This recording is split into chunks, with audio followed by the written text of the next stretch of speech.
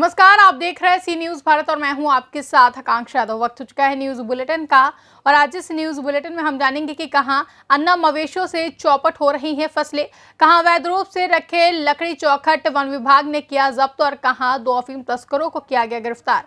ये सब जानेंगे विस्तार से, तो चलिए शुरू करते हैं खबरों का सिलसिला।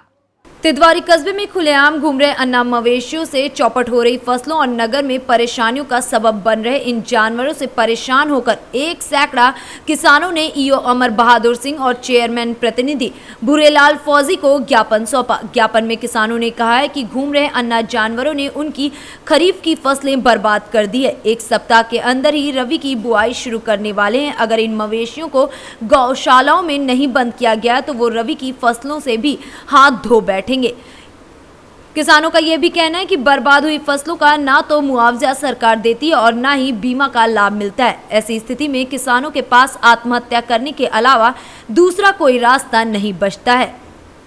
इस दौरान किसान युवा चेतना संघ के जिला अध्यक्ष राजेंद्र तिवारी, पूर्व सैनिक ओम प्रकाश मिश्रा, राजेश पटेल, जगतपाल यादव, चुन्नू गर्ग, ब्रजमोहन द्विवेदी, सतीश सिंह, रवि कुमार, सुरेश गर्ग, चंद्रपाल, रमेश आदि किसान मौजूद रहे।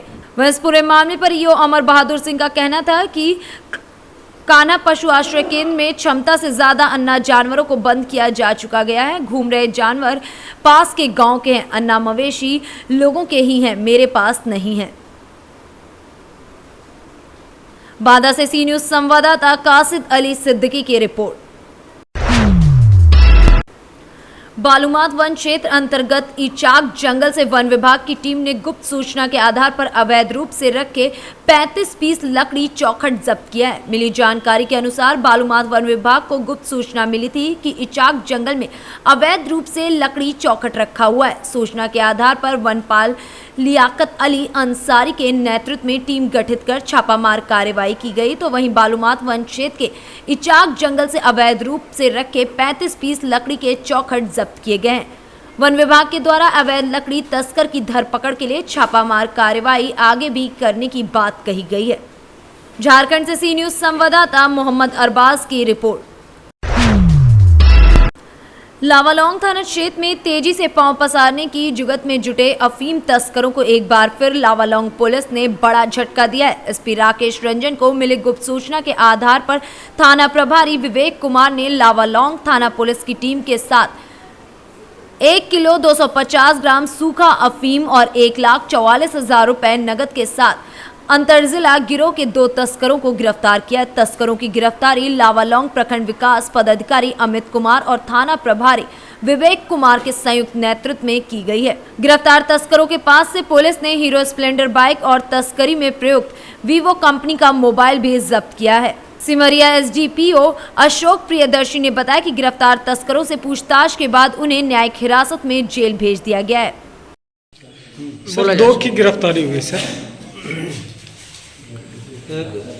ऐसा गुप्त सूचना प्राप्त हुई है कि कुछ लोग हमारे लावालौंग थाना क्षेत्र के सौरू नवाटी के पास अफीम लेकर जाने वाले हैं। इस संदर्भ में एक छापामारी दल का गठन किया गया था और छापामारी दल ने त्वरित कार्रवाई करते हुए छापामारी कर 2 लोगों को गिरफ्तार किया था और उनके पास से लगभग 1 किलो 250 ग्राम सूखा अफीम, 1 मोबाइल, 1 मोटरसाइकिल और साथ ही साथ 1,44,000 रुपये।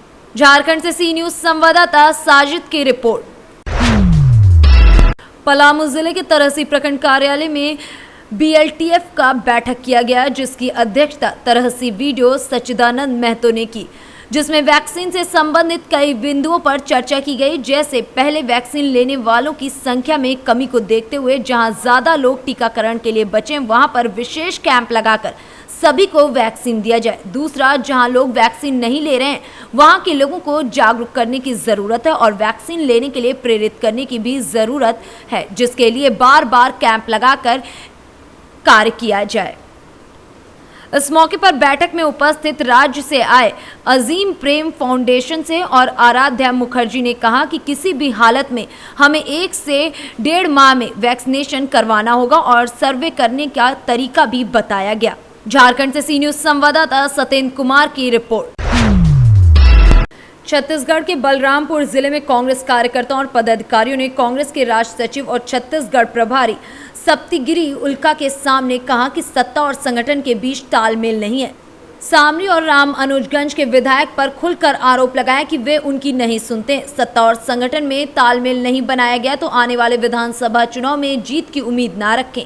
जिला कांग्रेस उपाध्यक्ष हरिहर यादव ने कहा कि हमारे जिले में विधायक ही राज चल रहा है, वे चाहे जिसे अंदर भिजवा दें या बाहर निकलवा दें। अब तो फीता काटने कई नेता पैदा हो गए।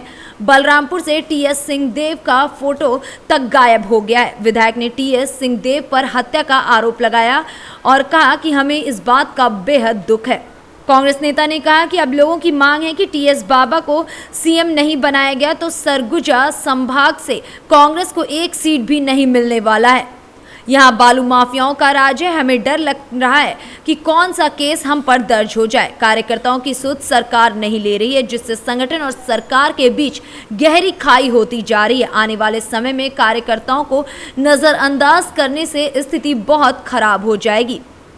नहीं, ये 15 साल के बाद हम लोग जीत के आए हैं तो उनकी जो अपेक्षा है वो थोड़ी ज़्यादा है, बट उनकी जो समस्या सुने हैं एंड इसको हम पीसीसी एंड डीसीसी लेवल तक पहुंचाएंगे ही, साथ में दुनिया जी को डिस्कस करके इसका कैसे समाधान करेंगे उसके बारे में करेंगे।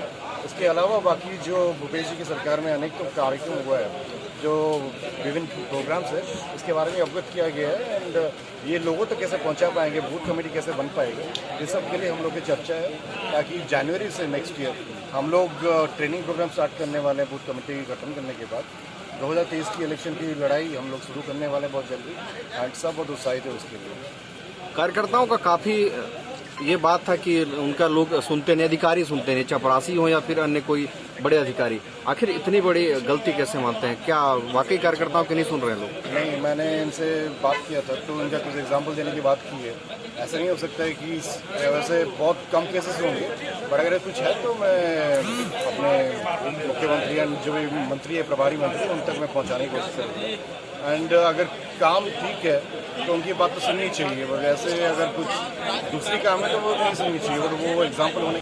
बलरामपुर से सी न्यूज संवाददाता चंद्रकांत साहू की रिपोर्ट। उत्तर प्रदेश के बाराबंकी जनपद में एक अजीबोगरीब मामला सामने आया, जहां ट्रैक्टर किराए पर ले जाकर लुटेरों ने ट्रैक्टर मालिक और चालक को नशीला पदार्थ खिलाकर मारपीट कर फेंक दिया और ट्रैक्टर लूटकर फरार हो गए। आपको बता दें कि कोठी थाना क्षेत्र के बाबापुरवा के निवासी को अज्ञात लुटेरों ने भाड़ा पे ले जाने के लिए 2200 रुपए में तय किया था ट्रैक्टर और हैदरगढ़ के पास सुनसान जगह पर ले जाकर उनका ट्रैक्टर ही लूट लिया। जब परिजनों ने ढूंढना शुरू किया तो बड़ी मुश्किल से हैदरगढ़ थाना क्षेत्र के पोखरे के पास दोनों व्यक्ति जख्मी अवस्था में पड़े हुए मिले, जिन्हें कोठी थाना लाया गया, जहां पर कोठी थाना प्रभारी ने हैदरगढ़ थाने के लिए उन्हें भेज दिया। वहीं परिजनों ने बताया कि 3 महीने पहले ही नया ट्रैक्टर लाए थे, जिसे लुटेरों ने लूट लिया है। क्या नाम है आपका? मैनुद्दीन, कहाँ रहते हो? बाबकपुरा में। अच्छा, कौन सा थाना लगता है? कोठी। ये बताइए कि आपके भाई के साथ में क्या हुआ है? अरे हमारे भाई के साथ में सर 2 आदमी आए और बोले कि जो है हैदरगढ़ से वो बोरिंग करने वाली मशीन जो है लेके जाना है बाराबंकी, 2200 रुपये देंगे तुमको। तो भाई ने हमसे सलाह लिया, पालेसर पे आके बोले, हमसे बताए कि हम हैदरगढ़ जा रहे हैं, हैदरगढ़ से मशीन लेके और बाराबंकी जाना है, 2200 रुपये देंगे। तो हम बोले कि 1000 रुपये मतलब 1000 खान रुपये बच जाएंगे, तो चले जाओ। तो भैया हमारे जो है, भैया और ड्राइवर कोटवा का, दोनों लोग साथ में हैदरगढ़ के चले गए। उसके बाद में जब 2 घंटा बीता, 2-3 घंटा बीता, तो हम फ़ोन लगाना शुरू किए भाई के पास। तो जो है स्विच ऑफ बताने लगा, मोबाइल दोनों लोगों का स्विच ऑफ बताने लगा। तो ड्राइवर के घर पे फ़ोन किए, उसके मतलब मोबाइल पर फ़ोन कराए तो वो भी स्विच ऑफ बताने लगा। इसके बाद में सर मैं शाम तक इंतज़ार किया, वेट किया। उसके बाद में बाराबंकी गए, बाराबंकी में पता किया थोड़ी देर। उसके बाद में वहाँ पर नहीं पता चला, चंदौली गांव में बताया था कि ले जाएंगे मतलब मशीन, तो वहाँ पे पता किया, वहाँ पे नहीं मिले। तो यहाँ हैदरगढ़ गए, हैदरगढ़ से फिर वापस गए। हैदरगढ़ जब दोबारा गए तो वहाँ पे टूल प्लाजर पे वीडियो कैमरा चेक कराया। वहाँ से फिर मतलब मेरे भाई ने फ़ोन किया कि जो है क्या बोलते हैं उसको, पोखरा मिल पोखरा मिल पे जो एक रोड पे मतलब एक तरफ भाई पड़े थे, एक तरफ मेरा ड्राइवर पड़ा हुआ था चोट खाए हुए बहुत बुरी हालत में। इसके बाद में हम लोग पहुँचे तो भाई को उठाया, पूछा तो कुछ बता नहीं पा रहे थे। नशीली दवाई खाए हुए थे, बहुत मार खाए हुए थे, बहुत चोट लगी थी, लगा था कि ट्रैक्टर पर से ही ढकेल दिए। और ट्रैक्टर क्या हुआ? ट्रैक्टर सर वही चोर लोग लेके भाग गए। सर। अच्छा, आपने इस संबंध में थाने में शिकायत की है? हाँ सर, पहले ही एप्लीकेशन लिख के दे दिया था। कोई कार्रवाई हुई? कोई कार्रवाई नहीं हुई सर। कोठी थाना है? जी सर। अब देखने वाली बात होगी कि इस मामले में पुलिस कितना जल्दी खुलासा करती है। बाराबंकी से सी न्यूज संवाददाता अरशद की रिपोर्ट। गाजीपुर जनपद के गहमर थाना क्षेत्र के अंतर्गत 12 गांव में कलयुगी मामा ने अपने ही भांजे की गर्दन काटकर निर्मम हत्या कर दी। पुलिस आरोपी को गिरफ्तार कर विधिक कार्रवाई कर रही है। वहीं इस घटना को देखकर परिजनों के होश उड़ गए। उन्होंने पुलिस को सूचना देने के साथ साथ दनियाल को निजी चिकित्सालय ले गए, जहां चिकित्सकों ने उसे मृत घोषित कर दिया। वहीं मौके पर पहुंची पुलिस आरोपी को गिरफ्तार कर थाने ले आई। ग्रामीणों के अनुसार मामा नशेड़ी और विक्षिप्त किस्म का बताया जा रहा है। घटना के बाद एसपी ग्रामीण आरडी चौरसिया ने मौके का निरीक्षण किया और हर संभव कानूनी कार्रवाई का आश्वासन दिया है। वैसे बोल देता हूँ सर, मामे ने अपने सगे भांजे का चाकू से गला रेत कर हत्या कर दी, इसमें क्या कार्रवाई की जाएगी? देखिए, ये सूचना मिली है कि ये 12 में एक छोटे से बच्चे जिसकी उम्र लगभग 3 वर्ष बताई जा रही, अपने माँ के साथ ननिहाल में रह रहा था, तो उसके मामा द्वारा खेलते समय उसको उठाया और कमरे में ले जा करके उसका गला रेत दिया है, जिससे उसकी मृत्यु हो गई है। परिजन ये मिर्चा दिलदार नगर के हैं, अब पेरेंट्स आ गए हैं। अब जैसा वो लोग कानूनी कार्रवाई जो विधि व्यवस्था में है उसके अनुसार की जाएगी। गाजीपुर से सी न्यूज संवाददाता शिशिर की रिपोर्ट। कन्नौज जनपद के कस्बा नादेमऊ में समाजवादी जनसंपर्क कार्यालय का फीता काटकर उद्घाटन किया गया। कार्यक्रम में मुख्य अतिथि के रूप में सपा समर्थक आलोक वर्मा की उपस्थिति में उद्घाटन कार्यक्रम किया गया।